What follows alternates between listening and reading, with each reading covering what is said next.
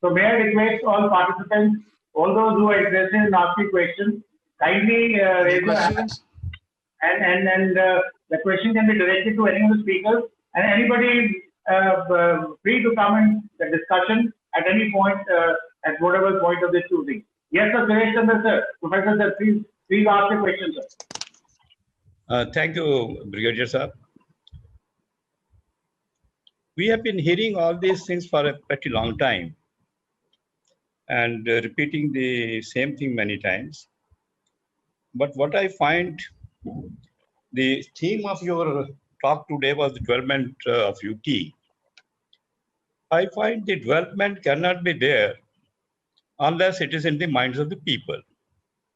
If you live in a gutter, you develop a gutter mentality. I'm sorry to say, if you have ever traveled into the so-called minibuses in Jammu, you will understand.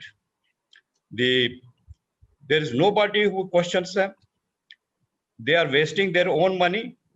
They go and stand for 5 minutes at one stop, and another stop, another 5 minutes. The whole journey takes more than 30-40 minutes by stopping only. They are wasting the fuel. I do not know what mentality it is. The number of passengers are constant. If the bus comes and stops like the DTC bus or any other bus in the any other state, fine. The passengers will be there and they will sit on that.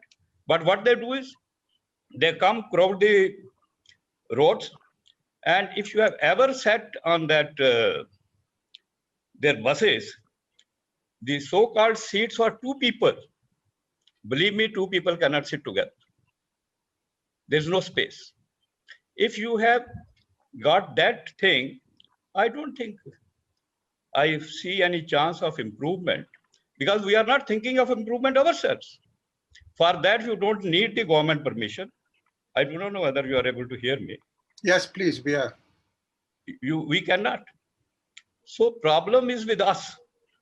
Unless we, what you call, assert our own self, why these silly buses should be there?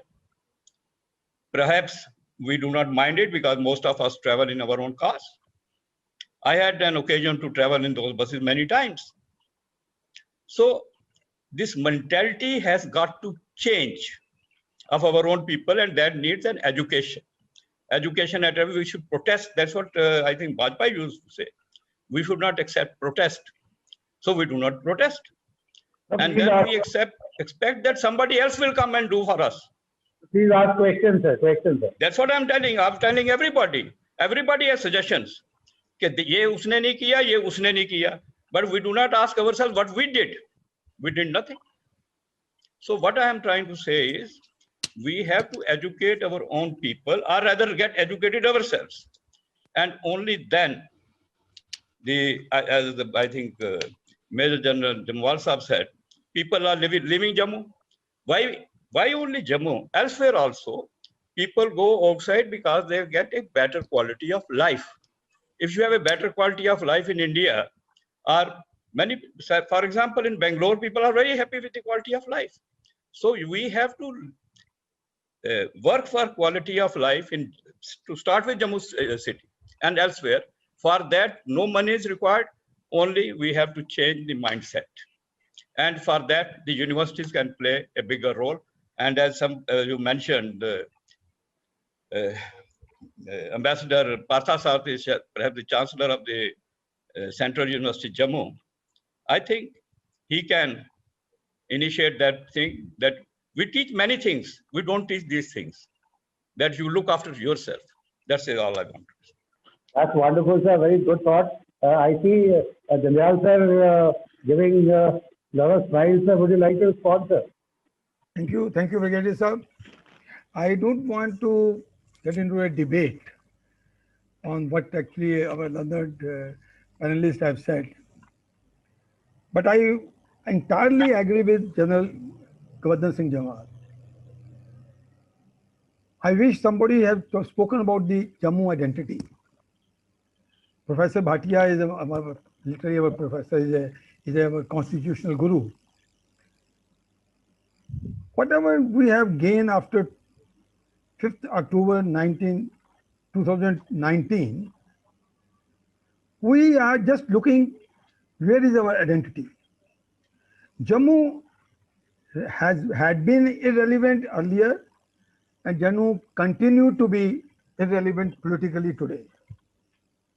Even the administration here, local administration or Lieutenant Governor's administration, is totally, apathetic to Jammu's small demands, small issues. They don't want to respond to those things. In a political dispensation, whatever bad they were, I don't hold brief for them. At least they were there to raise voice. They could go and talk to people. The officers don't listen to them. And secondly, I think Professor Bhatia has said that industrialization will be more, and it should be more. But the problem is that look at this pace and their strategy. It took more than 1 year to announce the industrial policy. And now for the last 2 or 3 months, they have announced and approved land allotment policy. And still people are not, even the department is not aware, how do we go about it? Can I interject here? And just a minute, let me complete it. Now, another tragedy is that the person who has formulated the policy, who is well versed with everything, he shifted after the policy is approved. A new man has come, he will now handle it. Yes. अभी मेरे मित्र कह रहे थे कि हमारी कोई सुनता नहीं, सब सुनता कोई नहीं है, सुनाना पड़ता है। अगर कोई सुनता नहीं है तो ये हमारी कमजोरी है। लद्दाख की सुनी जाती है, कश्मीर से वो अंदराबी है बीजेपी की स्पोक्स पर्सन, वो जाके यूनियन मिनिस्टर से पास जाके अपना प्लान देती है, यूनियन मिनिस्टर उसकी बात सुनता है। जम्मू का ना कोई बंदा जाता है, ना जम्मू के बंदे की बात सुनी जाएगी। Unless you assert yourself, nobody is going to listen. ये चीजें प्लेटर पे कोई नहीं देता है। आपको लड़ के लेनी पड़ती है। ये याद रखिए। Professor, I am not talking on that. What actually Ladakh got it is a different story. They got it. They agitated as a one unit. Right. All political parties merged. What Thupsan Chiwang has done, he led the entire Ladakh movement. I know. No. Here, where is the global leadership? I'm talking about leadership. I'm not talking about myself. I'm a retired civil servant. You don't expect me to go and raise slogans outside the. I didn't mean it. I didn't mean it. I'm saying I wanted that the Jammu people should be energized to raise their voice. Whom? By the political party, political leadership. No.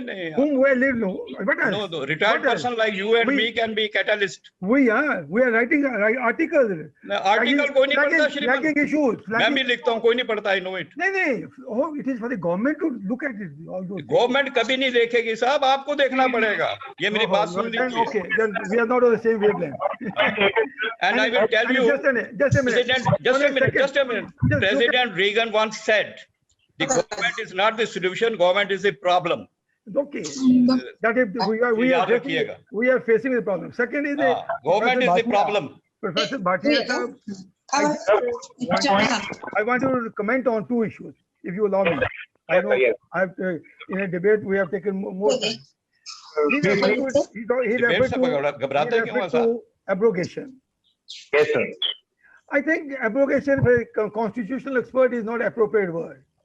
Because 370 still exists in the Constitution of India. The 370 has not been removed from the Constitution. It's with a different text. So restructuring of 370 had taken place. And the second is on the domicile.